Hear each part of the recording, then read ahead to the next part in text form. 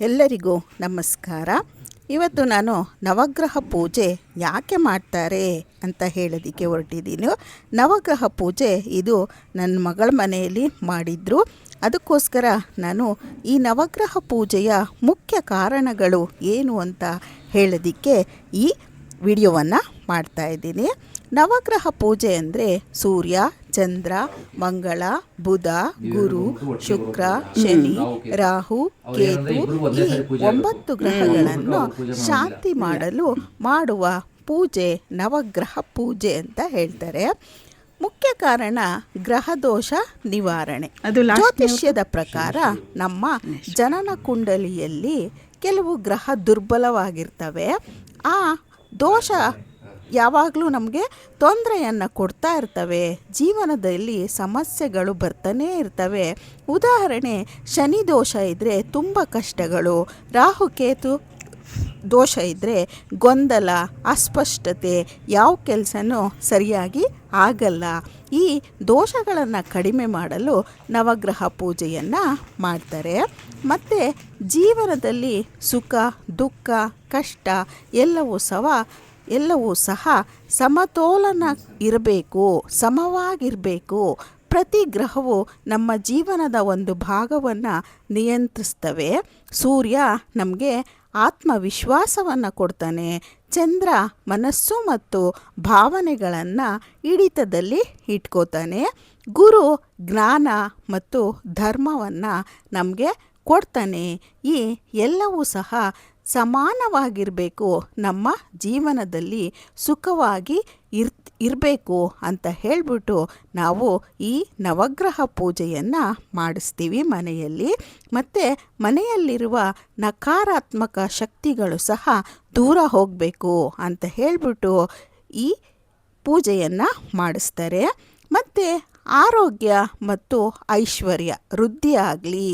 ಗ್ರಹಗಳ ಪ್ರಭಾವದಿಂದ ಆರೋಗ್ಯ, ಹಣಕಾಸು, ಸಂಬಂಧಗಳ ಮೇಲೆ ಪರಿಣಾಮ ಬೀಳುತ್ತೆ ಅಂತ ನಮ್ಮ ಹಿಂದೂಗಳಲ್ಲಿ ನಂಬಿಕೆ ಇದೆ.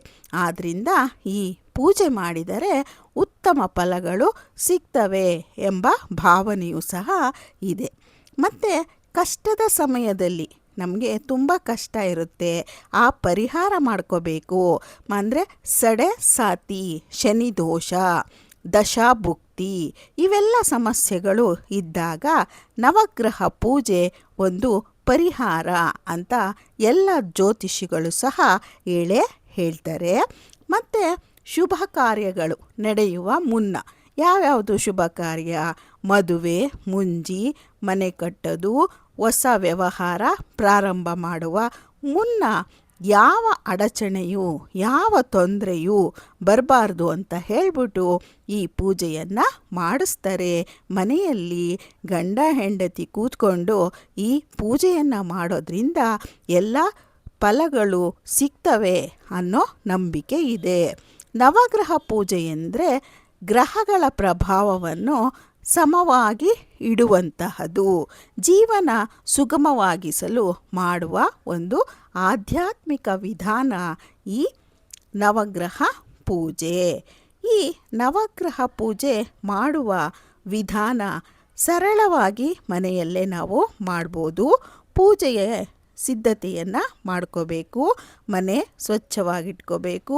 ಪೂಜೆ ಸ್ಥಳದಲ್ಲಿ ನವಗ್ರಹ ಚಿತ್ರ, ವಿಗ್ರಹ ಇಲ್ಲ ಅಂದರೆ ನವಗ್ರಹ ಧಾನ್ಯವನ್ನು ಸಹ ನಾವು ಇಡಬಹುದು. ಇದಕ್ಕೆ ಬೇಕಾಗುವ ಸಾಮಗ್ರಿಗಳು ಹೂವುಗಳು, ದೀಪ, ಅಗರಬತ್ತಿ, ನೈವೇದ್ಯಕ್ಕೆ ಹಣ್ಣು, ಸಕ್ಕರೆ, ಕುಂಕುಮ, ಅರಿಶಿನ, ಬೆಲ್ಲ, ಎಳ್ಳು ಈ ಎಲ್ಲ ವಸ್ತುಗಳನ್ನು ಪೂಜೆಗೆ ಮುನ್ನ ತಯಾರಿ ಮಾಡ್ಕೋಬೇಕು. ಮತ್ತು ದೀಪ ಹಚ್ಚುವುದು, ಮೊದಲು ದೀಪ ಹಚ್ಚಿ ದೇವರನ್ನು ಮನಸ್ಸಿನಲ್ಲೇ ಪ್ರಾರ್ಥಿಸ್ಕೋಬೇಕು. ನನ್ನ ಎಲ್ಲ ದೋಷಗಳು ದೂರವಾಗಲಿ ಅಂತ ಸಂಕಲ್ಪವನ್ನು ಮಾಡ್ಕೋಬೇಕು. ಮತ್ತು ಯಾವ ತೊಂದರೆ ಬರಬಾರ್ದು ಅಂತ ಹೇಳಿಬಿಟ್ಟು ಗಣೇಶನನ್ನು ಆರಾಧನೆ ಮಾಡಬೇಕು. ಓಂ ಗಣಪತಿಯೇ ನಮಃ, ಓಂ ಗಣಪತಿಯೇ ನಮಃ ಅಂತ 3 ಬಾರಿ ಇಲ್ಲ 11 ಬಾರಿ ಹೇಳ್ಕೋಬಹುದು. ಮತ್ತು ನವಗ್ರಹ ಧಾನ್ಯ ಮತ್ತು ಮಂತ್ರಗಳು ಅವನ್ನು ಪೂಜೆ ಮಾಡಬೇಕು ನವಗ್ರಹ ಧಾನ್ಯಕ್ಕೆ. ಓಂ ಸೂರ್ಯಾಯ ನಮಃ, ಓಂ ಚಂದ್ರಾಯ ನಮಃ, ಓಂ ಮಂಗಳಾಯ ನಮಃ, ಓಂ ಬುಧಾಯ ನಮಃ, ಓಂ ಗುರುವೇ ನಮಃ, ಓಂ ಶುಕ್ರಾಯ ನಮಃ, ಓಂ ಶನೈಶ್ಚರಾಯ ನಮಃ, ಓಂ ರಾಹವೇ ನಮಃ, ಓಂ ಕೇತುವೆ ನಮಃ. ಈ ರೀತಿ ನಾವು 9 ಬಾರಿ ಜಪಿಸಬಹುದು, ಇಲ್ಲ 11 ಬಾರಿ ಹೇಳ್ಕೋಬಹುದು. ಮತ್ತು ಹೂವಿನ ಅರ್ಪಣೆಯನ್ನು ಸಹ ಮಾಡಬೇಕು. ಪ್ರತಿ ಗ್ರಹದ ಮುಂದೆ ಹೂವು ಹಾಕಿ ಪ್ರಾರ್ಥನೆ ಮಾಡಿ ನನ್ನ ಜೀವನದಲ್ಲಿ ಶಾಂತಿ ಸುಖ ಬರಲಿ ಎಂದು ಮನಸ್ಸಿನಲ್ಲಿ ಪ್ರಾರ್ಥನೆ ಮಾಡ್ಕೋಬೇಕು. ಮತ್ತು ಹೂವು ಹಣ್ಣು ಸಿಹಿ ಎಲ್ಲವನ್ನು ನೈವೇದ್ಯ ಮಾಡಬೇಕು. ನೀರು ಸಹ ನಾವು ಇಟ್ಕೊಂಡಿರಬೇಕು.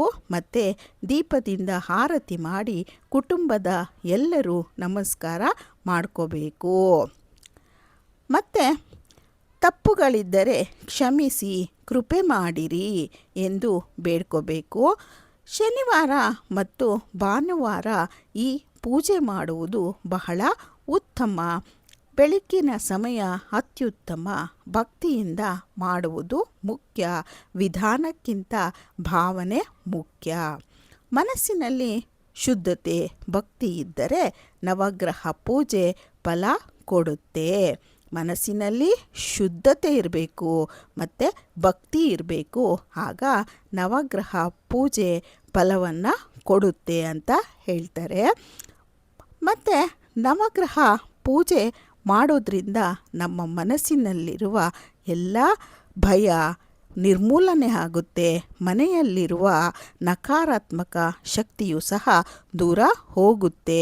ಪ್ರತಿ ಗ್ರಹಕ್ಕೆ ಅಕ್ಷತೆ ಹಾಕಿ ಹೂವು ಅರ್ಪಿಸಿ ಮಂತ್ರ ಜಪ ಮಾಡ್ಕೋಬೇಕು.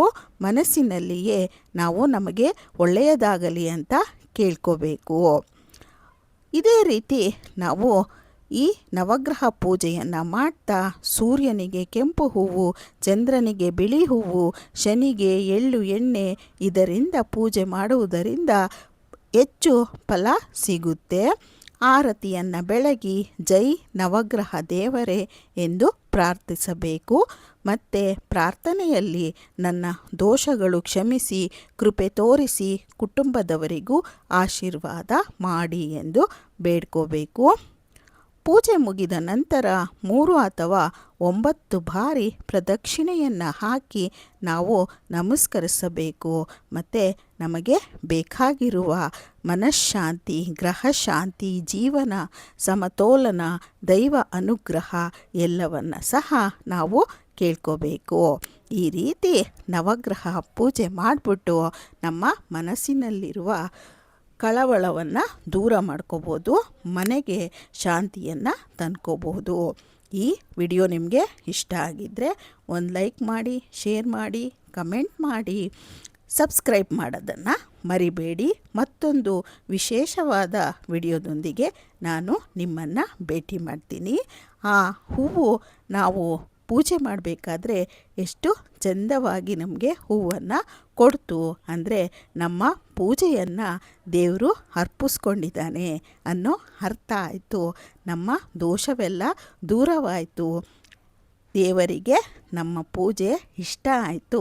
ನಮ್ಮ ಇಷ್ಟಾರ್ಥ ಸಿದ್ಧಿಯನ್ನು ದೇವರು ಮಾಡ್ತಾನೆ ಅಂತ ನಮಗೆ ನಂಬಿಕೆ ಬಂತು. ನೀವು ಸಹ ಮಾಡಿ ನಿಮ್ಮ ದೋಷವನ್ನು ದೂರ ಮಾಡಿ.